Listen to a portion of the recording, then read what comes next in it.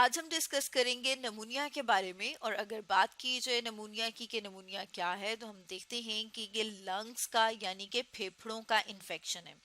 जैसे कि यहाँ पर हम अपने सामने डायग्राम में देख रहे हैं कि हमें नॉर्मल और इन्फेक्टेड एल्वुलाई नजर आ रहे हैं। अब अगर एल्वुलाई की बात की जाए तो हम देखते हैं कि जब लंग्स हैं, जो हमारे फेफड़े हैं, उसके अंदर क्या मौजूद है, एयरवेज मौजूद हैं। अब अगर एयरवेज की बात की जाए, जैसे यहाँ पर हम देख रहे हैं कि ये क्या है, पाइप सा जो स्ट्रक्चर है, इसे ट्रैकिया कहा जाता है, जो डिवाइड हो जाता है ब्रोंकाई, फिर उसके आगे ब्रोंक्यूल्स। और ये ब्रोंक्यूल्स जो है वो फर्दर डिवाइड करते हैं और एक इस तरह का स्ट्रक्चर बनाते हैं जैसे कि अंगूरों का गुच्छा हो। जैसे यहाँ पर हम अपने सामने डायग्राम में देख रहे हैं, इसे कहा जाता है एल्व्यूलाई। हम देख रहे हैं कि नॉर्मल एल्व्यूलाई जो है उसके अंदर क्या है, स्पेस मौजूद है, ताकि जब हवा यानी कि जब हम सांस अंदर लेके जाते हैं तो ऑक्सीजन यहाँ से जो इसके बाहर मौजूद ब्लड कैपिलरीज हैं उसके अंदर डिफ्यूज हो सके। लेकिन जब हम बात करते हैं किसी ऐसे पर्सन की जिसको नमूनिया हुआ हुआ है, तो उसमें हम देख रहे हैं कि उसका जो एल्व्यूलाई है उसके अंदर फ्लूइड या पस मौजूद है। जैसे यहाँ पर हम देख रहे हैं कि उसके अंदर क्या है, एक वाटरी या फ्लूइड मटेरियल मौजूद है।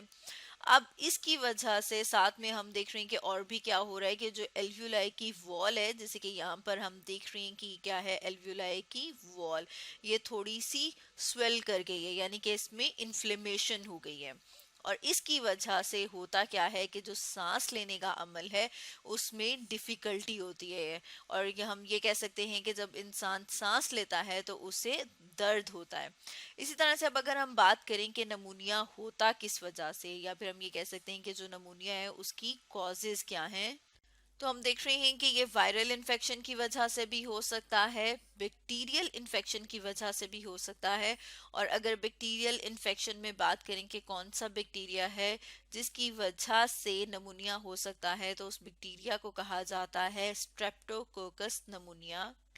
या फिर किसी फंजाई या फंगस की वजह से भी जो लंग्स का इन्फेक्शन या जिसे हम कह रहे हैं कि जो नमूनिया है वो हो सकता है। अब अगर हम ये बात करें कि अगर किसी इंसान को नमूनिया हो गया है तो उसके फर्दर क्या सिम्टम्स होंगे, क्या अलामात जो हैं वो जाहिर होती हैं, तो उसमें अगर हम बात करें, जैसे कि हमने बात की थी कि सबसे पहले क्या होगा कि सांस लेने में दुश्वारी होगी। और उसके साथ साथ हम देखते हैं कि जो उसका ब्रीदिंग है, जो सांस लेने का अमल है, वो थोड़ा सा तेज हो जाएगा। उसके साथ साथ उसके सांस में एक आवाज आएगी, साउंड होगी। इस तरह से हम देखते हैं कि उसको भूख जो है वो बहुत कम लगेगी, या फिर हम कहते हैं कि लॉस ऑफ एपिटाइट हो जाएगा, यानी कि उसको भूख नहीं लगेगी।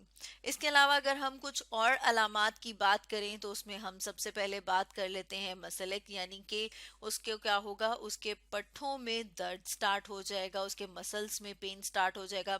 इसके अलावा हम देखते हैं कि उसको सूखी खांसी होगी, ड्राई कफ होगी। इसके साथ साथ हम देखते हैं कि उसके एब्डोमेन में, उसके पेट में दर्द स्टार्ट हो जाएगा। ये भी एक सिम्टम है, ये भी एक अलामत है नमूनिया की।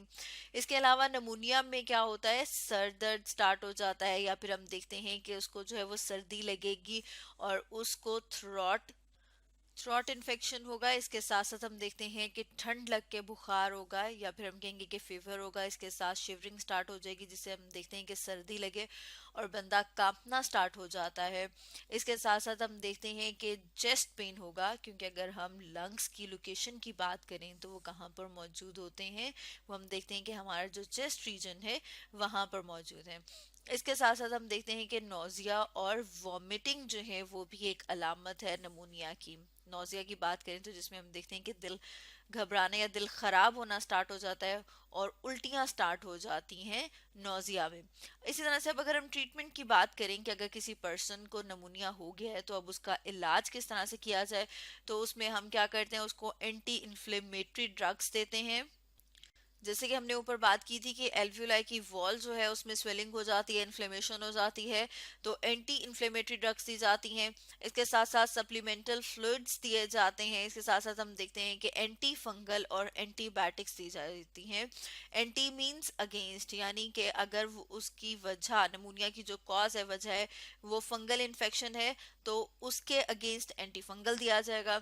इसी तरह से अगर हम देखते हैं कि अगर उसकी जो कॉज है, वजह है, अगर वो स्ट्रेप्टोकोकस नमूनिया है जो कि बैक्टीरिया है, तो हम उसे कौन सी मेडिसिन देंगे? उसे एंटीबायोटिक दी जाएगी।